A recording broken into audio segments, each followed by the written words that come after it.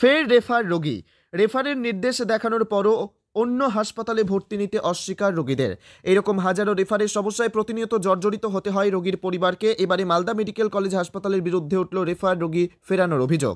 বৃহস্পতিবার সকাল থেকে অসহায় অবস্থায় সরকারি হাসপাতালের জরুরি বিভাগ থেকে শুরু করে আউটডোর বিভাগে হন্যে হয়ে ঘুরেও রোগী ভর্তি করতে পারল না দক্ষিণ দিনাজপুরের অসহায় এক পরিবার।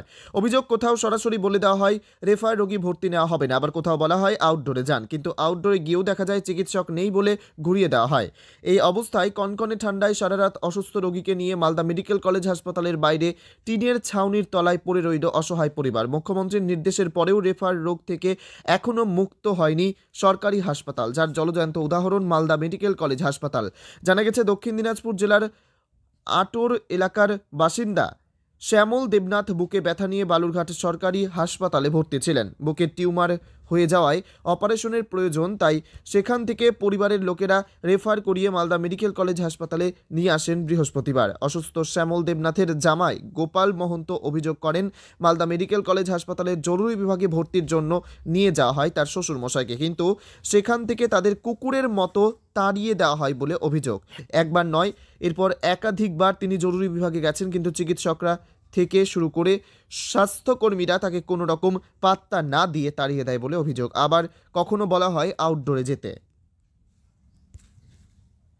জঙ্গিপুর থেকে তরিকুল শেখের রিপোর্ট, জঙ্গিপুর টিভি। বলছিলাম, যেখানে মুখ্যমন্ত্রী বলছে রেফার রোগীকে ফেরানো যাবে না, সেখানে সরকারি হাসপাতালে রেফার রোগীকে ভর্তি নেওয়া হচ্ছে না। কাঠগোড়ায় মালদা মেডিকেল কলেজ হাসপাতাল। বিজেপির অভিযোগ যে রাজ্যে স্বাস্থ্য ব্যবস্থা ভেঙে গেছে, নামেই মেডিকেল কলেজ। কি বলবেন? বিজেপি কি বলছে তার দ্বারা রাজ্য পরিচালিত হয় না। এই রাজ্যের মাননীয় মুখ্যমন্ত্রী মমতা বন্দ্যোপাধ্যায় এই স্বাস্থ্য ব্যবস্থার যে কি আমূল পরিবর্তন এনেছে তার সাক্ষী সারা বাংলা তথা পার্শ্ববর্তী রাজ্যের বাসিন্দারাও আমাদের এই রাজ্যে তাদের চিকিৎসা সূত্রে এই রাজ্যে আসে, এবং এই রাজ্যের যে স্বাস্থ্য ব্যবস্থা তার যে আমূল পরিবর্তনের কাণ্ডারি মুখ্যমন্ত্রীকে আমরা জেলার তরফ থেকে অভিনন্দন জানাই। এই ধরনের অভিযোগ আমরা এর আগে পাইনি। এই অভিযোগ যেটা আপনি করলেন সেটা আপনার মাধ্যমে জানতে পারলাম। আমরা অবিলম্বে এটা জেলা সমাহর্তা যেহেতু এই রোগী কল্যাণ সমিতির চেয়ারম্যান, তার গোচরে এনে সঠিকভাবে ব্যবস্থা গ্রহণের আশ্বাস আমরা দিচ্ছি। বালুরঘাটের এক রোগী বুকে ব্যথা নিয়ে মালদা মেডিকেল কলেজে গতকাল এসেছিলেন, কিন্তু এমার্জেন্সিতে তাকে চিকিৎসা করা হয়নি, ফিরিয়ে দেওয়া হয়েছে এবং দুর্ব্যবহার করা হয়েছে বলে অভিযোগ। তারপর গোটা রাত কনকনে ঠান্ডার মধ্যে মালদা মেডিকেল কলেজ হাসপাতালের বাইরে অসুস্থ রোগীকে নিয়েছিলেন। কি বলবেন? না, এরকম কোনো অভিযোগ আমি পাইনি। আপনাকে এখনই শুনলাম, আমি খতিয়ে দেখছি, এখনই খতিয়ে দেখে যথাযথ ব্যবস্থা নেওয়ার চেষ্টা করছি। এরকম তো হওয়ার কথা নয়, এরকম কোনো খবর পাইনি, আমি দেখছি, আমি দেখে নিচ্ছি।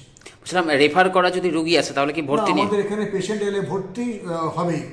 ভর্তি হওয়ার পর তারপর পেশেন্টের যদি সেই সংশ্লিষ্ট বিভাগ অসুবিধা হয় তখন রেফারের প্রশ্ন পড়ে, কিন্তু ভর্তি না হওয়ার কোনো ভর্তি হবেই। ভর্তি হওয়ার পরবর্তীকালে ডিসিশন আমরা হবে, কিন্তু এই যে আপনি যেটা বলছেন ভর্তি হয়নি, এটা আমি খতিয়ে দেখছি এবং এখন কোনো কমপ্লেন আমার কাছে আসেনি, আমি দেখছি।